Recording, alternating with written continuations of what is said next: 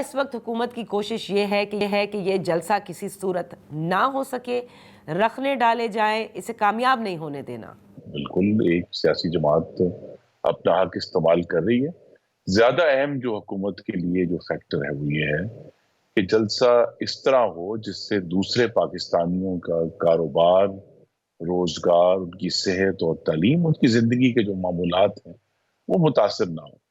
تو اگر متاثر نہیں ہوتے تو ضرور جلسہ کریں، گو ہیڈ. خرم صاحب دیکھیں، جو چیز آپ لوگوں کے اس وقت اگینسٹ جاتی ہے اور جانی بھی چاہیے کہ جلسے سے 2 روز قبل ایک پرائیویٹ ممبر بل کے اوپر ایک باقاعدہ قانون سازی کی جاتی ہے اور بتایا جاتا ہے کہ اب جو اسلام آباد میں اگر کسی نے جلسہ کرنا ہے تو کہاں کرنا ہے، اور اس کی جو ساری چیزیں جو ڈسٹرکٹ انتظامیہ کو لی جاتی ہیں.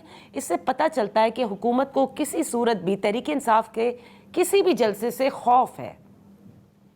نہیں، دیکھیے یہ بالکل ہی درست بات نہیں ہے. میں بہت ادب سے عرض کروں گا آپ کے ناظرین کے سامنے کہ پاکستان کا دارالخلافہ اسلام آباد جو ہے، وہاں جب معمولات زندگی متاثر ہوتے ہیں، آپ نے دیکھا ہے کہ اب خیر آدھے درجن سے زائد دفعہ فیض آباد میں جب ٹریفک رکتی ہے تو پورا اسلام آباد راولپنڈی کے درمیان ٹریفک جو ہے وہ رک جاتی ہے. پھر اس طرح ہم نے 126 دن کا دھرنا بھی دیکھا جس کے نتیجے میں پاکستان میں ہونے والا چائنا کے صدر کا انتہائی اہم دورہ سپٹمبر 2014 میں وہ اپریل 2015 تک اس کو ہمیں پوسٹ پون کرنا پڑا کیونکہ یہاں ایک پولیٹیکل پارٹی بقول ان کے اپنا حق استعمال کر رہے. تو اسلام آباد کے اندر جب بھی اس قسم کی ڈسرپشن ہوتی ہے اس کی انٹرنیشنل ریپرکشنز ہیں، نمبر 1.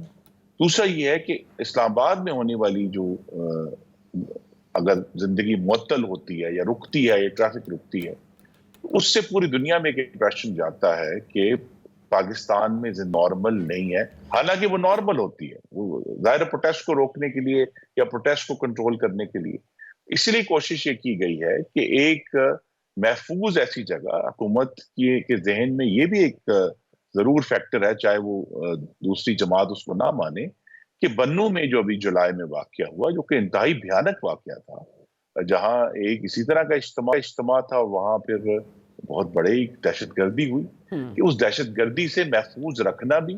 تو لہٰذا یہ مختلف حقوق ہیں. دیکھیے ایک ہم نے توازن قائم کرنا ہے، ایک احتجاج کا حق ہے، صحیح. دوسرا شہریوں کی اپنی زندگی جو ہے وہ بلا روک ٹوک جینے کا حق ہے، اور تیسرا شہریوں کی جان و مال کی حفاظت کا فرض ہمارا ہے. تو ان تینوں کا توازن رکھ کر یہ قانون سازی کی گئی ہے. تو اس کا تحریک انصاف سے کوئی تعلق نہیں، اس لیے آپ دیکھیں گی کہ قانون سازی میں بھی تحریک انصاف کا کوئی ذکر نہیں. یہ آنے والے دنوں میں ہر جماعت کے اوپر یہی قانون جو ہے اس کا انشاءاللہ عمل درآمد ہو.